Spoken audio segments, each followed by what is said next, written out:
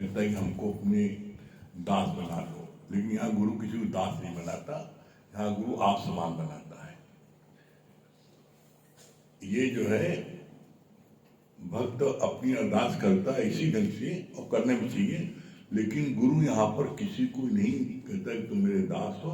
गुरु सबको आप समान बनाता है। दुनिया के सत्संग में और हमारे गुरु जी के सत्संग में यही सबसे बड़ी खास बात है। 4 प्रकार के गुरु होते हैं संसार में: दीपक गुरु, पारस गुरु, चंदन गुरु, भिरंगी गुरु। जो चंदन गुरु हैं उसमें उसके वृक्ष में काले काले भुजंग सांप लपटे रहते हैं, दिन भर उनको बड़ी ठंडक मिलती है, लेकिन उनका जहर नहीं निकाल पाते। इसी तरीके से चंदन गुरु हैं, जो है वो ठंडक देते हैं लेकिन अंदर का जहर नहीं निकाल पाते। दीपक गुरु जो है प्रकाश देते हैं, लेकिन दीपक तले अंधेरा। जिस आश्रम में बड़ा ज्ञान धन चल रहा है, पता लगा बड़ा ज्ञान धन चल रहा है, लेकिन उसी आश्रम में चरस गांजा उसका व्यापार भी हो रहा है, बदकर्म भी हो रहे हैं, दीपक तले अंधेरा। पारस गुरु जो है लोहे को छू लेते लोहा सोना बन जाता है, लेकिन पारस पारस नहीं बनाता। लेकिन जो भिरंगी गुरु है हमारे, वो आप समान बनाते हैं। कैसे? गोबर में एक कीड़ा होता है, उसका नाम होता है भोंदू कीड़ा। उस भोंदू कीड़े को गुरु उठा करके लाता है, मट्टी का एक घरौंदा बनाता है और उसके दरवाजे पर खुद बैठ जाता है, और दरवाजे बैठ करके भूं भूं भूं वो इतना भू करता है कि भू सुनते सुनते उस भिरंगी कीड़े के पंख निकल आते हैं, और वो भिरंगी कीड़े के साथ में उसको मट्टी के घरौंदे को तोड़ता हुआ वो निकलता है और उड़ जाते हैं दोनों। इसी तरीके से सदगुरु, हम सब भोंदू कीड़े थे, हमको पकड़ के लाया, पकड़ के लाके बैठा करके हमको रोज बोलता है। क्या बोलते हैं गुरु रोज? मान या न मान, तू है भगवान। हमको रोज बोलते हैं कि तुम अपने को जानो, हुआ ही हो, तुम कौन हो, आई एम दैट। हमें रोज याद दिलाते हैं। हमको रोज इस बात के लिए बार बार हमको इस बात के लिए प्रेरित करते हैं कि किशोर तेरी मंजिल, और किशोर जा रहा है, तुम्हारी मंजिल किधर है? तुम किधर जा रहे हो? तुम किधर जा रहे हो? किशोर तेरी मंजिल, अपनी मंजिल भटक के तुम उधर जा रहे हो। जब जीवन में सदगुरु मिलता है, हमें वो समझाता है कि तुम्हारी मंजिल क्या है। तुम्हारी मंजिल है सिर्फ एक, अपने को जानना, मैं कौन हूं। दुनिया में सबको लोग जानने की कोशिश करते हैं, हमारा भाई कैसा है, हमारी भाभी कैसी, हमारा जेठ कैसा है, हमारा दोस्त कैसा, पड़ोसी कैसा, सबको जानने की कोशिश करते हैं, अपने को जानने की कोशिश नहीं करते। जिसके कारण से इसीलिए दुनिया का हर व्यक्ति परेशान है। परेशान क्यों है? इसलिए परेशान है कि वो अपनी शान से हट गया। उसकी शान क्या है? उसकी शान है ब्रह्माकार वृत्ति, उसकी शान है मैं ब्रह्म हूं, इस खुनकी में रहना। वो अपनी शान से हटा, परेशान होने लगा। क्यों? क्योंकि अदर इज हेल्प। जहां आप दूसरे के बारे में सोचोगे, आपको कुछ न कुछ आपको हिंसा आ जाएगी, कुछ न कुछ आपको अहंकार आ जाएगा। उससे आप अच्छे हो, अहंकार आ जाएगा, उससे आप खराब हो, हिंसा आ जाएगी। तो इसलिए कभी जीवन में भूल के किसी से अपना कंपेयर नहीं करो। कंपेयर करना है, करने का बड़ा शौक है, तो सिर्फ एक सदगुरु से करो। सदगुरु दिन भर क्या करता है, हम क्या करते हैं? सदगुरु कैसा सबसे व्यवहार करता है, कैसी दृष्टि रखता है, हम रखते हैं। जब आप सदगुरु से अपना कंपेयर करोगे तो आपकी उन्नति होगी और मंजिल को जल्दी प्राप्त करोगे। इसी टॉपिक पर बहुत अच्छा आज का पॉइंट है, बहुत अच्छा पॉइंट आज का है।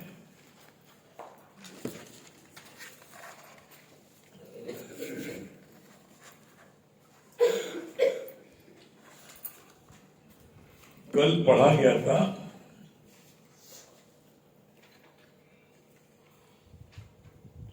अज्ञानी समझता है ये सृष्टि दुखी है, इसे सहायता की जरूरत है। अज्ञानी समझता है ये सृष्टि प्रभु की है, अनाथ नहीं है। कल ये 28 नंबर पॉइंट हुआ था, आज लास्ट ये 29 नंबर पॉइंट आज लास्ट है।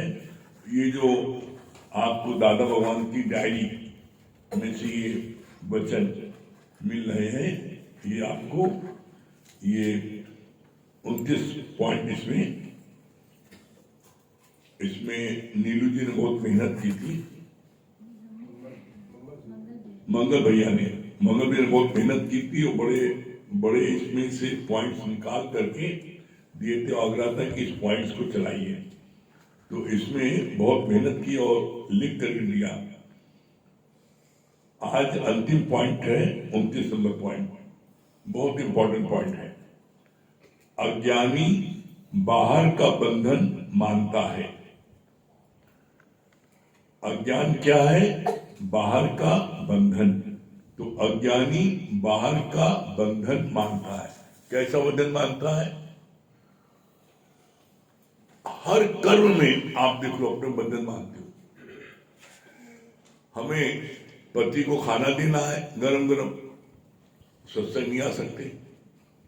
हमें बच्चे को स्कूल पहुंचाने जाना है, बच्चे को टिफिन तैयार करना है, हमें तगादे पे जाना है, हमें दुकान जाना है, हमें फैक्ट्री जाना है, हमें दवा लेने जाना है। क्यों? क्योंकि बंधन नहीं, हम नहीं करेंगे अपने बच्चे को कौन करेगा? हम अपनी पत्नी नहीं करेंगे कौन करेगा? आप करोगे। तो बंधन हम अपने मन में ये बंधन मान लिया है कि हमको ही सब कुछ करना है, हम नहीं करेंगे तो सब गड़बड़ हो जाएगा। अगर हम बच्चे को स्कूल नहीं पहुंचाएंगे तो बच्चा गायब हो जाएगा, हम बच्चों को नहीं पढ़ाएंगे बच्चा फेल हो जाएगा। हर कर्म में हम अपने को दूसरे से हमने मन से हम बंधे हैं, हमको बांधा किसी ने नहीं है। अज्ञानी हर चीज में अपने को मन से बंधा महसूस करता है, और बंधा महसूस करता है जिसके कारण से वो जो है वो उस कार्य को पहले करता है और सत्संग छोड़ देता है। कैसे? बड़ा अच्छा गुरु ने इसके लिए प्रमाण दिया। तुम बोलते हो हमें गाय को सानी देनी है, हमें भैंस को चारा देना है, दूध दूहना है, दूध लेने जाना है। तो ऐसे में भगवान ने बोला कि तुम गाय को छोड़ दो, और गाय भागे तो देखो गाय तुम्हारे पीछे भागती, तुम गाय पीछे भागते हो। गाय के पीछे तुम भागते हो ना, तो गाय तो नहीं, तुम बंधे हो, अपने मान रखा है, छोड़ दो। कैसे? इसका बड़ा प्यारा गुरु जी ने एक प्रमाण दिया। एक लड़का रोज गुरु जी से शिकायत करता था, गुरु जी क्या बताया आपको, हमको अपने मम्मी पापा की जो है उनको जो सेवा करनी पड़ती है, उनको हमको ऑफिस छोड़ने जाना पड़ता है, उनका टिफिन लेके जाना पड़ता है, हमारे कोई भाई ये करना पड़ता है, सारे बंधन, हमको स्कूल जाना पड़ता है, बहुत से बंधन बताए। हमको ये बंधन है इसलिए हम सत्संग नहीं आ पाते। तो गुरु जी ने बोला कि ये तुम्हारा मन का मानव बंधन है, बंधन कोई नहीं है, लेकिन तुमने मान रखा है। कहने को जो समझ नहीं आता, आप कहते नहीं बंधन नहीं है, तुमने मान रखा है, लेकिन हम तो देखते हैं बंधन है। तो अच्छा कल कंपनी बाग आना तो तुमको हम बताएंगे प्रैक्टिकल करके कैसा मन का बंधन है कैसे। अगले दिन कंपनी बाग गया, तो गुरु जी एक पेड़ पकड़ करके उसको इसे पेड़ को पकड़ लिया और अपने शिष्य का नाम लेके चिल्लाने लगे, बेटा हमको छुड़ाओ, पेड़ ने पकड़ रखा है। तो कहा गुरु जी बहुत अच्छी बात बता रहे हैं, पकड़े खोदो करे पेड़ ने पकड़ रखा है। अरे आप हाथ छोड़िए, छूटा है। कहा बेटा ये बात तो तुमको मैंने समझा रहा हूं, तुम छूटो, तुमको किसने पकड़ा है? तुमने सबको पकड़ा है। तो बोला यही बंधन तुम्हारे अज्ञान के कारण तुमको 84 लाख योनियों भटकाएगा। चाहे तुम बच्चे से बंधे हो और चाहे तुम गाय भैंस से बंधे हो, उसको सानी देनी है, उसको खाना पहुंचाना है, उसको स्कूल पहुंचाना है। किसी बंधन तुम बंधे हो, चाहे बेटे के, चाहे बेटी के, चाहे पिता के, चाहे पत्नी के, चाहे आदमी, किसी के बंधन तुम बंधे हो। एक बात बहुत अच्छे से जान लो, दुनिया में कोई भी रिश्तेदार, दोस्त, पड़ोसी, संबंधी तुम्हारा उद्धार कोई नहीं करेगा, मोक्ष तुमको कोई नहीं दिलाएगा। मोक्ष प्राप्त करने के लिए तुम्हें स्वयं पुरुषार्थ करना पड़ेगा। और पुरुषार्थ है क्या? पुरुषार्थ है आप अपने घर से सत्संग के यहाँ आए, आप यहाँ पर अभी आए, अपने घर से सत्संग हॉल तक आए, यही आपका पुरुषार्थ है। बस आपका और कोई पुरुषार्थ नहीं है, सिर्फ आप अपने घर से चल के सत्संग हॉल में आए, यही आपका पुरुषार्थ है। आपको इस बात को नहीं पता है, आपको सत्संग के लिए जितने कदम आते हो चल के, उतना यज्ञ आपका होता है, उतने यज्ञ आपको होते हैं। इसका प्रमाण है, जब पांडव युधिष्ठिर गए गुरु पास और कहा कि आप मेरे घर में भोजन करने आइए, सादर आमंत्रित है, हमने ऐसा मान रखा है, आपको आना है। तो उन्होंने कहा तुमको पता नहीं क्या, मेरी ये प्रतिज्ञा है, मैं सिर्फ उसी के घर भोजन करता हूं जिसने 100 यज्ञ किया हो, जिसने 100 यज्ञ किए हो, मैं सिर्फ उनके घर भोजन करता हूं। तुमने तो किया नहीं। युधिष्ठिर वापस लौटा है, घर में आगे बताया, द्रौपदी ने सुना कि गुरुजी ने आने के लिए मना कर दिया है, अब इनका वो कैसे यज्ञ पूरा हो, संत को आना, भोजन कराएंगे तब यज्ञ पूरा हुआ। तब द्रौपदी गई गुरु पास में और उसने कहा संत जी हमारे घर भोजन करने के लिए आइए आप। तो कहा कि तुमको पता नहीं, जिसने 100 यज्ञ किया मैं सिर्फ उसके घर जाता हूं। तो कितना सुंदर जवाब दिया द्रौपदी ने, बोला मैंने 100 नहीं, मैंने कई 100 यज्ञ किए हैं। कहा किया तुमने? कहा शास्त्रों में यह है कि अपने घर से गुरु के स्थान तक जितने कदम चल के आते हैं उतना यज्ञ होता है। तो मैं अपने राजमहल से आपकी कुटिया तक आई हूं, 500 कदम ज्यादा हो गए। गुरुजी एक लफ्ज नहीं बोले, चुपचाप गए भोजन करके आए। तो जितने कदम आप अपने घर से सत्संग में आते हो, गुरु पास आते हो, उतने आप यज्ञ हो जाते हैं रोज। तो आप तो हजारों यज्ञ हो गए। तो ऐसे में कितना अच्छा बोला भगवान ने कि तुम मन से बंधे हो, तुमको बांधा किसी ने नहीं। जो व्यक्ति बगल में रोटी दबाए रहेगा या गठी दबाए रहेगा तो ताली नहीं बजाएगा, पागा खोल करके ताली खोल वही बजाएगा जो कुछ बांधे ना हो। तुम कहीं बंधन में नहीं हो, तभी तुम सत्संग में आ सकते हो फ्री, तभी तुम नित्य सत्संग आ सकते हो। अन्यथा बंधन में तुमने अपने को मान रखा है तो तुम सत्संग नहीं आ सकते, असंभव है। क्यों? मेरा बंधन है। हम ये है, कोई न कोई बंधन, चाहे पति का हो, चाहे बेटे का हो, चाहे भाई का हो, चाहे देवर का हो, चाहे किसी का हो, और चाहे वो खाना देने का हो, चाहे टिफिन देने का हो, चाहे तैयार करने का बच्चे का हो, चाहे दूध लाने का हो, चाहे तगारे बनाने, किसी भी चीज के लिए आपने अपने को, आप मन से बंधे हो, किसी को आपने बांधा नहीं है।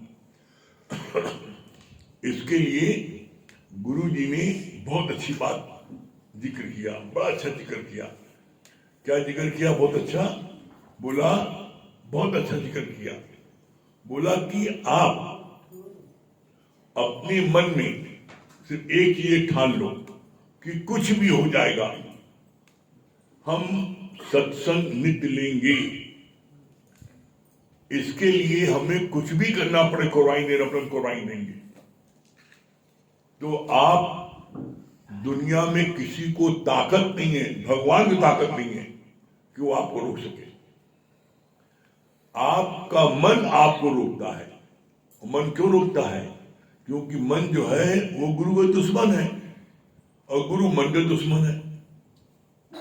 वो कोई ना कोई तुम्हें 3-5 पंडित बन के कोई ना कोई तुम्हें बहाना बताएगा। ये है पेट में दर्द है, कहाँ जाओगे? दवा ले लो पहले। दवा सत्संग बाद में मना कहा है? दावत में जाना है, सत्संग बाद जाओ, पहले जाओ। अरे जो सत्संग तो घंटे भर का है भाई, तुम 1 घंटे के आगे पीछे जो करना करो, किससे मना किया है? तो बोला इसलिए, इसके लिए बड़ा सरल तरीका मुझे बोला, अगर तुम चाहते हो प्रैक्टिकल में कि हम रोज नित्य दोनों समय सत्संग आए, तो गुरु जी ने युक्ति बोली, कहा ये युक्ति कोई करेगा तो जरूर आएगा। बोला गुरु जी कौन सी युक्ति? कहा तुम नियम बना लो कि जिस टाइम हम सत्संग नहीं आएंगे उस टाइम खाना नहीं खाएंगे बस। अब मान लो तुमने रात में सत्संग नहीं आए, तो अब बना लो खाना नहीं खाना है, अब खाना नहीं खाओ। अब तुम रात भर तुम्हारे पेट में चूहा कूदेगा, तुम सोओगे नहीं, तो तुम सोचो 1 घंटा सत्संग जाना ज्यादा अच्छा है, रात में कौन पेट में चूहा कूदा है?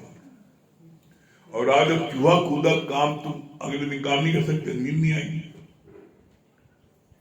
सुबह सत्संग नहीं आए तो हम खाना नहीं खाएंगे, दोपहर में कुछ हो जाए, खाना नहीं खाओ। देखो तुम ये देखोगे कि अब आप जब खाना नहीं खाए तो आपसे चलते फिरते नहीं बन रहा है, काम ही नहीं हो रहा है।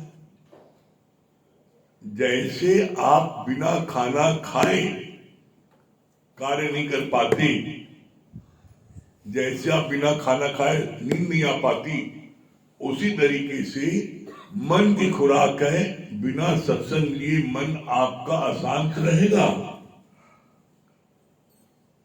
जैसे नित्य दोनों समय खाना खाने की आवश्यकता पड़ती है तन को तंदुरुस्त रखने के लिए, इसी तरीके से मन को तंदुरुस्त रखने के लिए गुरु का भोजन लेना पड़ता है।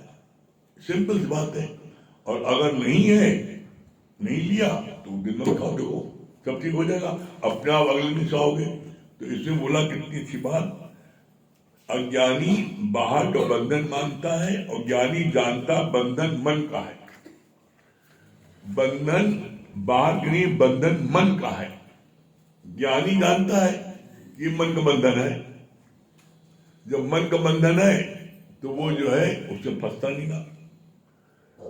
इसीलिए गुरु बोलते हैं, हम जब नित्य सत्संग लेते हैं तो क्या होता है, हमारा मन अमन हो जाता है। अमन हो जाता मतलब बेहोश हो जाता है। कैसे? मन मारन की औषधि सदगुरु देव बताए। मन को मारने की एकमात्र दुनिया में किसी पंडित ने, किसी संत ने, किसी उसमें नहीं लिखा है मन को कैसे मारा जाता है। लेकिन गुरु के ज्ञान में ये गारंटी है, कोई मात्र 1 हफ्ते गुरु के ज्ञान को मन भाव के सुन ले, उसका मन देखो जितना चलता है उससे 60 टाइम कम हो जाएगा 1 हफ्ते में। कैसे? इसका न हो, आप जो व्यक्ति नया आए 1 हफ्ते आगे देख ले और देखो कैसे होता है, प्रैक्टिकल चेक कर लेगा वो। घड़ी में 3 सुई होती है। जो अज्ञानी होते हैं, सत्संग नहीं आते हैं, मूर्ख होते हैं, उनका सेकंड की तरह उनका मन चलता है, हर सेकंड ऐसे ऐसे ऐसे, घड़ी के पेंडेंट की तरह। घड़ी की जो सेकंड वाली सुई है वो ऐसे ऐसे घूमती है, घड़ी का घंटा ऐसे ऐसे। तो मन पहले ऐसे ऐसे घूमता था। जो अज्ञानी है सत्संग में आते थे, जो सत्संग आ गए जिज्ञासु है, उनका सेकंड से सीधे मिनट पर आ जाता है। अब मिनट पर आता है तो जो 60 बार सेकंड वाली सुई घूमती है तब मिनट की एक घूमती है। तो जो जिज्ञासु है उसका मन अज्ञानी से 60 गुना कम घूमता है मिनट वाला, और जो ज्ञानी है उसका 60 बार मन कम घूमता है। जब 60 बार एक मिनट की सुई घूम जाती है तो घंटे वाली छोटी सुई होती है, तो 60 टाइम बाद उसका मन चलता है जो ज्ञानी का। और जो ब्रह्म ज्ञानी है उसका मन चलना बंद, घड़ी बंद। उसको जो ब्रह्म ज्ञानी है उसको यही पता होता आज कौन दिन है, कहाँ है, कुछ नहीं पता। उसको बोलते हैं मन अमन हो गया, अमन हो गया, मन का चलना बंद। और इसका प्रमाण है जिस दिन आपका मन अमन हो जाएगा उसी दिन परमात्मा आपके घर से पैदा हो जाएगा। बिना परमात्मा घर से पैदा हुए आपका मन अमन नहीं हो सकता। इसका प्रमाण नहीं दिया। क्या प्रमाण दिया है? फिर मन ब्रह्म और फिर मन संसार। जिसका मन न चले वो ब्रह्म है, ब्रह्म स्वरूप है। और जिसका मन चल रहा है, तीनों कैटेगरी बता दी। सेकंड वाला चल रहा है घड़ी पेंडेंट तरह, अज्ञानी है। मिनट वाला चल रहा है जिज्ञासु है। घंटे वाला चल रहा है ज्ञानी है। और जिसका मन चलना बंद ब्रह्म ज्ञानी है। अब अपने चेक कर लो कौन सी कैटेगरी में हो, और कोशिश करो ऊपर उठने की। लक्ष्य है मन अमन हो जाए, उस तक पहुंचना है। और अभी अपने चेक करो कि कहाँ मन है। अपने को तोरा मन दर्पण कहलाए और भले बुरे सारे कर्मों को देखे और दिखाए। जग से भाग ले प्राणी पर मन से भाग न पाए, तोरा मन दर्पण कहलाए। तुम्हारा मन सब बताता है और तुम्हें सब पता हम कहाँ पर हैं।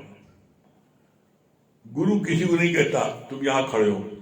गुरु सबको पहचान दे देता है। तुम ही एग्जामिनर हो और तुम ही अपने आप नंबर भी दो, तुम ही स्टूडेंट भी हो। अपने आप नंबर दे दो, जो जहाँ पर है बस उससे ऊपर उठने की कोशिश करें। हाँ, ये बात हम अपने जीवन के अनुभव कह रहे हैं। आप सिर्फ सत्संगा गुरु बैठो, सत्संगा गुरु बैठो, गारंटी है आपका मन अमन हो जाएगा। बाकी मर्जी अपनी, आगे हम ये बताएंगे।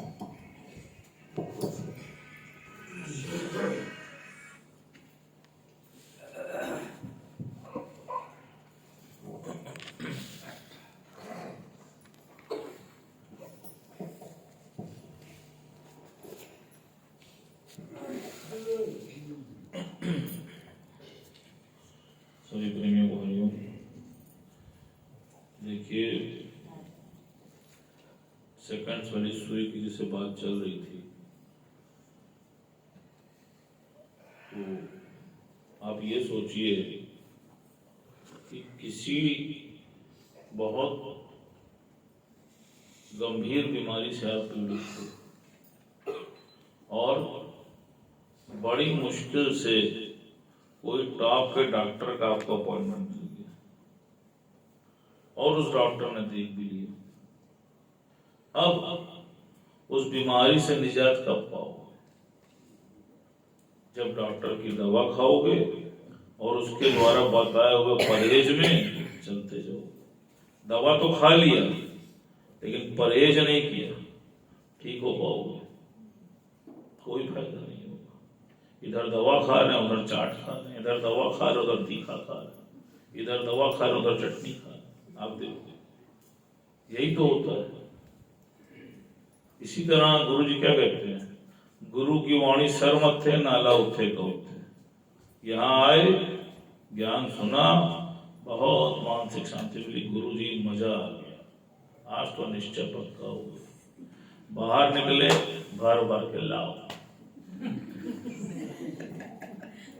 कल फिर लगेगा क्लास में देखेंगे, आज तो लाओ। अब आप देखो, लाओ तो फिर ऑपरेशन किसका होगा? तुम्हारा ही होगा। कहा जब तक गुरु की वाणी को मनमना भाव से नहीं पियोगे तब तक ध्यान रखना, ये सेकंड वाली जो सुई है ये मिनट पे नहीं आएगी और तेज चलती जाएगी, देख लेना। और अगर चाहते हो कि आ जाए तो सबसे पहले गुरु की आज्ञा में रहना शुरू करो। आप देखो, जैसे गुरु की आज्ञा पे जब बात चलती है तो आप देखो गुरुमुख की बात आती है। एक थे गुरुमुख और सत्संग हो रहा था तो गुरु के मन में भाव आया कि क्यों ना गुरुमुख को मैं प्रकट करूं। तो कुछ शिष्यों ने गुरुमुख के बारे में जानना चाहा तो गुरुजी ने बोला कि ठीक है, तुमको उसका दर्शन करा देता हूं। उन्होंने क्या किया? उन्होंने एक हुक्मनामा लिखा और उन शिष्यों से बोला कि इसको लेकर गुरुमुख के पास जाना और जा करके इसको गुरुमुख को ही देना। उसने वैसे ही किया।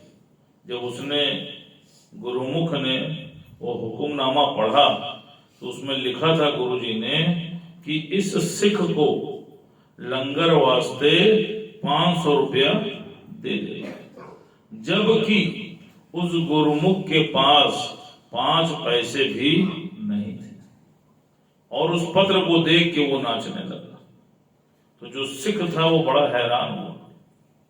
उसके मन में भाव आया कि इसके पास तो 5 पैसे भी नहीं और ये नाच रहा। उसने उससे पूछा कि भैया तुम्हारे पास तो 5 पैसे भी नहीं हैं, कहां से करोगे? तो कितना सुंदर उसने जवाब दिया। उसने बोला कि जिन्होंने पत्र भेजा है उन्होंने उसके साथ पैसा पैदा करने की शक्ति भी भेजा है। आप सोचो, उसके विश्वास को देखो। और जब वो उससे ये बात कर रहा था उसी समय वहां पर ऐलान हुआ।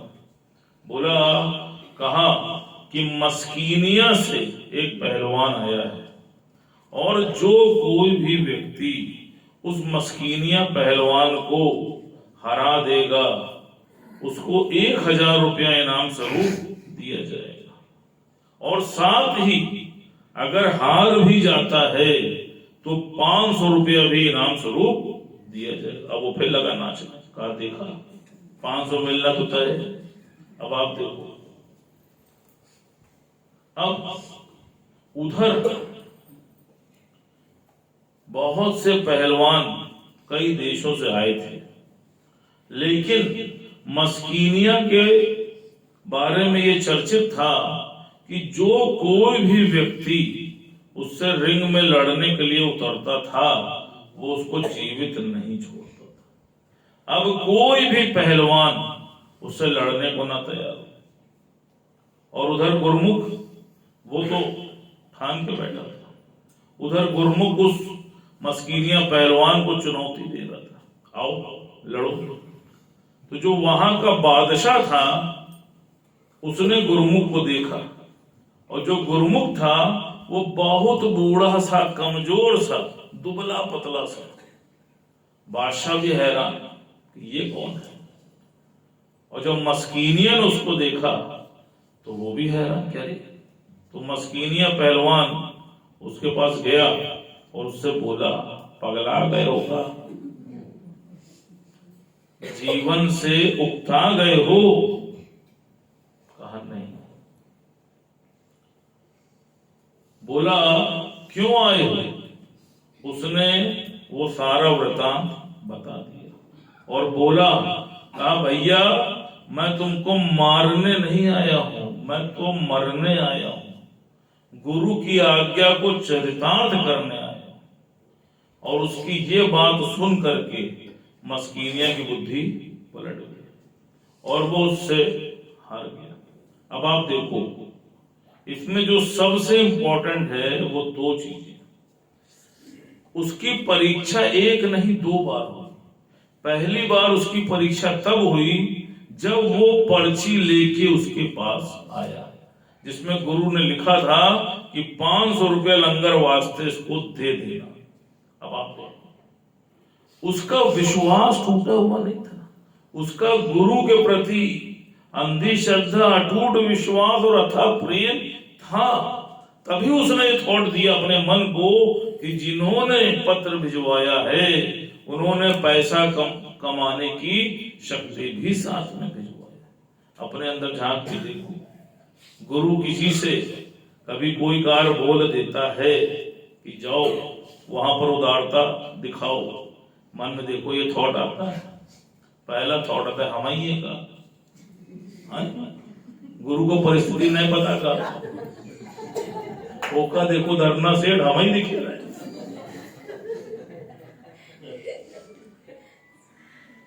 देख लेना, जैसे अभी बोला ना, गुरु कहता किसी से कुछ नहीं। यही सत्संग की महिमा है। यहां तुमको अपनी कापी स्वयं जांचनी। पहले ये थॉट आता है, चम की दृष्टि, फलनवा तो बहुत है, वो तो करोड़पति है, गुरु जी को उतनी भी समझ नहीं। बताओ, मन गुरु के प्रति भी उद्वेग पैदा कर देता है, सारा विश्वास टूट जाता है। ये तो पहले कैटेगरी के हैं, पता लगा अगले दिन तो आने बंद गायब।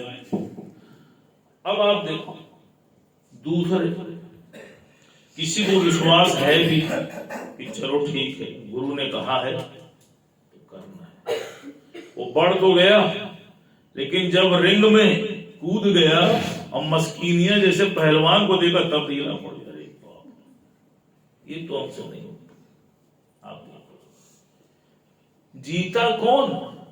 जिसने गुरु पर पूर्ण समर्पण किया। अब आप सोचो कि उस लेटर को पढ़ के उस गुरुमुख ने मस्कीनिया पहलवान को पटक दिया, तो तुम रोज गुरु से गीता का ज्ञान सुनते हो तो क्या अपने मन को नहीं पटक सकते? सोच के देखो, उस लेटर में इतनी शक्ति थी। तो यहां तो तुम ब्रह्म ज्ञान सुन रहे हो, गीता का ज्ञान सुन रहे हो, सिर्फ लगाने की तो देर है, गुरु पर विश्वास करने की तो देर है। आप देखो, और आज जीवन में जितनी भी सफलताएं मिली हैं, जो जिस प्लेटफॉर्म पे है, कोई पढ़ाई में है, कोई चार्टर्ड अकाउंटेंसी में है, कोई हाउसवाइफ है, कोई व्यापारी है, कोई अधिकारी है। आप देखो, जो जिस प्लेटफॉर्म पे भी है आज उससे ऊपर पहुंचा है ना, नीचे तो नहीं आया। विश्वास बढ़ा है ना, घटा तो नहीं। आप देखो, दृढ़ संकल्प हुआ है ना, सिर्फ मजबूती से मस्कीनिया को देख के घबराना नहीं। वो मस्कीनिया क्या है? परिस्थितियां। जीवन में कोई परिस्थिति आई, तुम डट के गुरु की वाणी का साथ लेके उसका सामना करो। आप देखो, न भाग जाए तो बताना, लेकिन खड़े तो रहना पड़ेगा। अब वो पहलवान जो बाकी देशों से आए थे और रिंग में ही नहीं कूदे, तो वो क्या मस्कीनियों को हरा सकते थे? आप बताओ। ठीक इसी प्रकार वो बाकी पहलवान कौन है? वो बाकी सारी जीवन की समस्याएं हैं। तुम अगर उन समस्याओं को देख के भाग जाओगे, डट के नहीं खड़े रह पाओगे, तो तुम बताओ तुम उनको कैसे हरा पाओगे? अब बताओ क्या करना है? हराना है कि हारना है? इधर ज्यादा तगड़ी शक्ति। अच्छा, पति पहले ही महिलाओं से हारे, धीरे धीरे फिर चांस मिला है।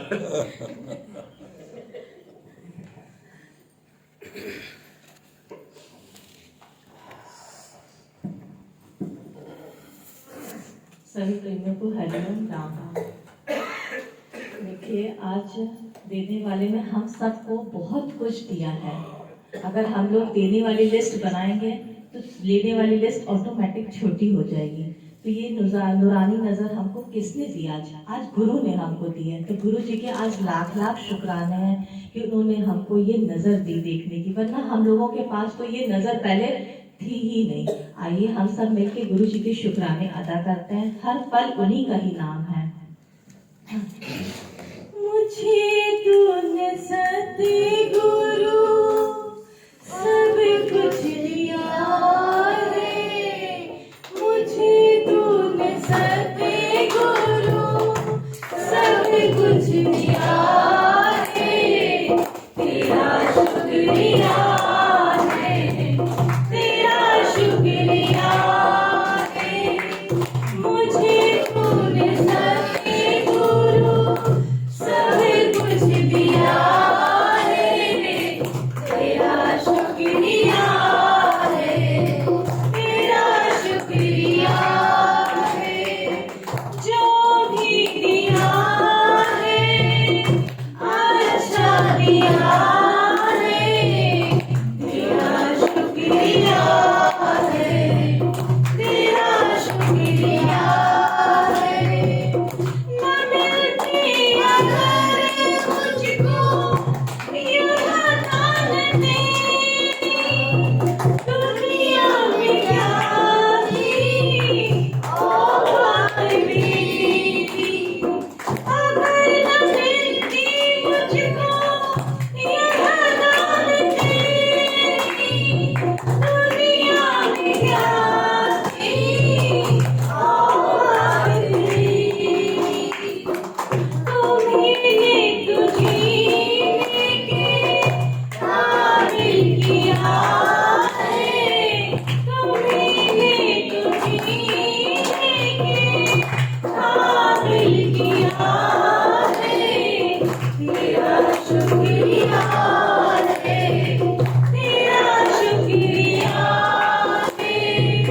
मुझे तूने सतगुरु सब कुछ दिया है। तेरा शुक्रिया है, तेरा शुक्रिया है। तू ही है मालिक मेरी जिंदगी का, सहारा है मुझको तेरी बंदगी का। तू ही है मालिक मेरी जिंदगी का, सहारा है मुझको तेरी बंदगी का। जो कुछ लिया है तुम्हीं से लिया है। जो कुछ लिया है तुम्हीं से लिया है। तेरा शुक्रिया है, तेरा शुक्रिया है। मुझे तूने सतगुरु सब कुछ दिया है। तेरा शुक्रिया है, तेरा शुक्रिया है। तेरा है खजाना बदौलत तुम्हारी, जीवन बगिया खिली है हमारी। तेरा है खजाना बदौलत तुम्हारी, जीवन बगिया खिली है हमारी। उससे क्या कमीना तेरा हो गया है। उससे क्या कमीना तेरा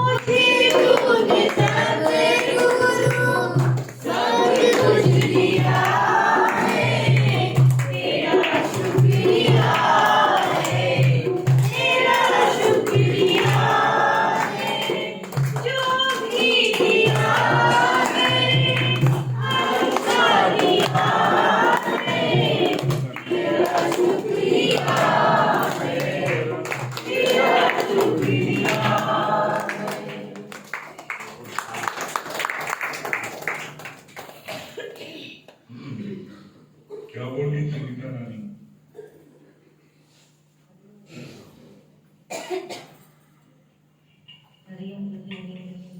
बहुत अच्छी बात रही कि हम जब सत्संग आते हैं तो सत्संग में आने से हमारा मन अमन हो जाता है। और एक बात ये भैया की बहुत अच्छी लगी कि मस्करा वाली बात जो बताए कि विश्वासी का ही बेड़ा पार, उसने विश्वास किया अपने गुरु पर तभी जीत पाया। ये बात बहुत अच्छी क्या बोली जी बात वास्तव में बहुत अच्छी लगी कि अज्ञानी होता है वो बाहर से बंधा हुआ है, और जो ज्ञानी है वो जानता है कि हम मन से बंधे हुए हैं। मन को नो करना है, गुरु को यस करना है।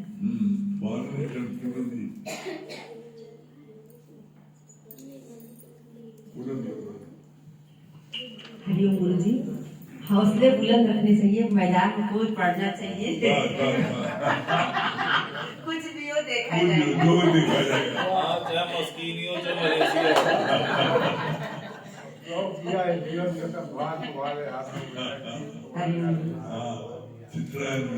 हरिओम गुरु जी, हेलो भैया भाभी, बहुत अच्छा आपने बताया ना कि रोज रोज सत्संग लेंगे तो कैसे मन अमर हो जाता है, बेहोश हो जाता है और गुरु के चरणों में लगा रहता है।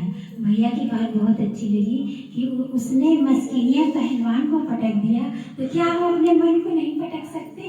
बहुत अच्छा लगा गुरु जी। अरे गुरु जी बहुत शुक्राने। हमको अपने मोक्ष के लिए स्वयं पुरुषार्थ करना है, ये बात बहुत अच्छी लगी। और भैया ने बताया कि मस्किनिया पहलवान के बारे में दृष्टांत बहुत अच्छा लगा। तो गुरु के प्रति पूर्ण समर्पण रहेगा हमारा तो निश्चित हमको मंजिल मिलेगी। हरिओम गुरु जी, आपने बताया ना कि हमें कभी किसी से कंपेयर नहीं करना चाहिए, अगर कंपेयर करना है तो सदगुरु से करना चाहिए। भैया ने ये बताया ना, कोई भी मतलब फर्म डिटर्मिनेशन के द्वारा ही हम किसी भी परिस्थिति का डट कर सामना कर सकते हैं। हरिओम गुरु जी, भैया ने बताया ना जीता वही है जो अपने को समर्पण किया है, पूर्ण समर्पण किया। पीछे क्या बोली अपर्णा जी?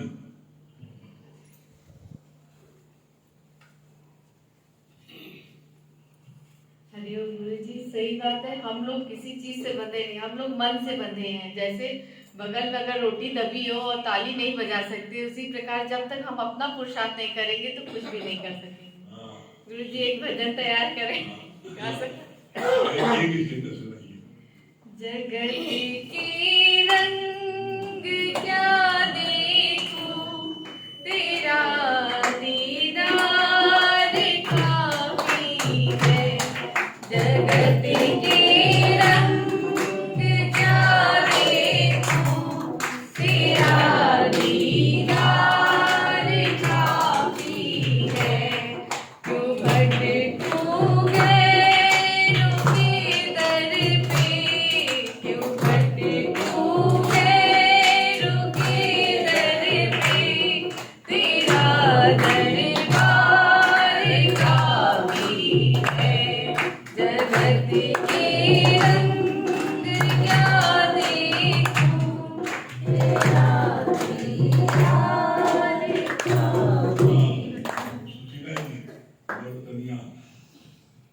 हरिओम गुरुजी। हरिओम भैया भाभी, बहुत अच्छी बात लगी ना कि मन को न करना है, गुरु को यश करना है। संगम भैया क्या बोलना है?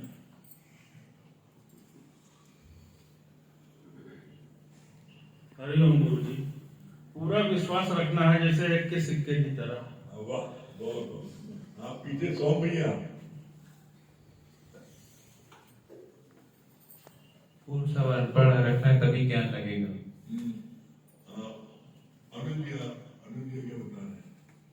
बहुत अच्छी बात है कि कभी गुरु पर से विश्वास न हटाए, जीत हमेशा आती ही होती है। जब एक किसी ने सुना तो बोला, भजन को सुनाते हो